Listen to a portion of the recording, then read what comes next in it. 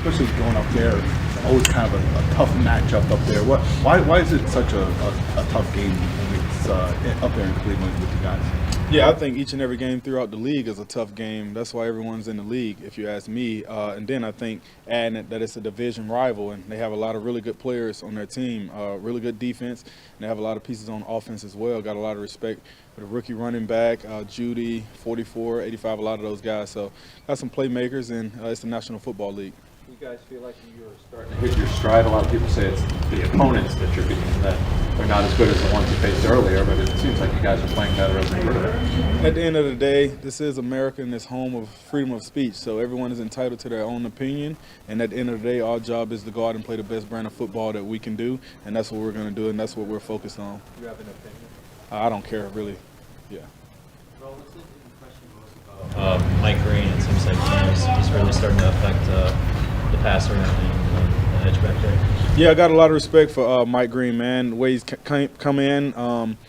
Initially, not a lot going on early in the season. Probably wasn't getting the rushes he felt like he needed in a sense like that, but the guy never wavered or anything like that, stayed focused. So got a tremendous amount of respect for him for being a younger guy and not getting sidetracked by things that are out of his control. So got a lot of respect for him, and I know he's just going to continue to grow as a player, and I'm excited to see it.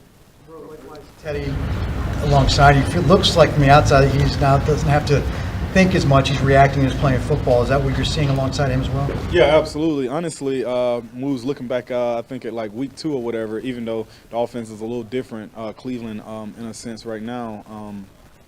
And like just seeing the way he was playing the game then compared to now, like, yeah, I think things have slowed down for him tremendously. So he's just going to continue to keep growing as a player, really smart player, really good dude. So I'm just excited for everything that's in store for him. For the rookies in general, the fact that they had to play so many snaps early in the season, do you think that's kind of paying off now, that they're maybe more ready than they would have been if that hadn't been the case? Yeah, I definitely think so. I think the best teacher in life is experience, and I think once you go through something and you experience things, you kind of know what to expect in certain situations. So I think that's what it is for those guys, and they're just going to continue to grow and continue to keep getting better, and I'm excited for them, and I enjoy going to work with them every day. Think you had the interception? Do you still think you had the interception? And how hard is it when you guys do go celebration? Like, no, it didn't count. You got to get back out there. Hey, I'm not gonna lie, that one was tough. Because I definitely thought I had the interception, but at the end of the day, it's more about what the refs call on the field or whatever the league says, the league office. So that's out of my control. I just got to do a better job of whatever I have to do to make sure that it's an interception. And yeah, man, those gashes, did you see them? I was winded. I felt like I was in high school running gasses or something, but like I was definitely winded coming back to that. So definitely probably won't do that. Thanks to I think K Ham came up with that celebration. So yeah, some cat like him can go all day, but not everybody. And I remember Big Jink was like, he wanted to be the coach with it. He didn't want to do them, so it was kind of funny. You got the pick? Like, weren't you supposed to be the one kind of looking over people doing it? Well, see, we did think about that. We discussed it, but I was just like, well, we don't need to design, like, one person just needs to be the coach. I was thinking the person to do the interception, but that person can be all wired different. So we just said, hey, we'll just find one person, whoever makes the play, and then everybody will do it. It feels nice to finally have something to celebrate on that front. Does it feel like you guys have turned a corner in the takeaway department? Something you guys talked about all off season and are finally getting into a rhythm? Is it fun to at least just have those conversations about how you'll celebrate? Yeah, absolutely. I think it definitely brings a lot of joy, and definitely when you can game plan certain moves and dances, even though I can't dance, as we know, around takeaways and things of that nature. So it's exciting, and then it's more of like, we got to get better at planning it out. Even Zio reiterated that. So we'll definitely be better with that. And once we get the ball out this week, we'll have some unique stuff for sure. I know each game kind of stands on its own, but does what happened in Cleveland last year give you guys any kind of lesson coming into this year's game? I think the way we started the season offered the biggest lesson of all. And I'm not worried about last year because it's a completely new team, completely new group. We can't focus on last year and what happened last year because, granted, I don't really remember everything from last year anyway. So it's just more about going out and being who we are and knowing that, hey, like always, you're going into someone else's house and, like, you have to take what you want, and I think it's as simple as that. And like, they're not going to give it to you by any means. The International Football League, they get paid a check just like we get paid a check. They have family, kids, and everything to take care of as well, and so do we. So it's about what you're going to do between the lines, and games are not won on paper, they're won between those lines. So that's what it's going to boil down to. Touch about Kyle Hamilton. He's very unique in a lot of ways. You know, you've played this game for a while. What do you think makes him so special? I think just upstairs. I think mentally, man, the guy's like so cerebral. Like he's a very intelligent individual, and then have seen a lot of ball as well. Like as for young as he is, and like just study the game.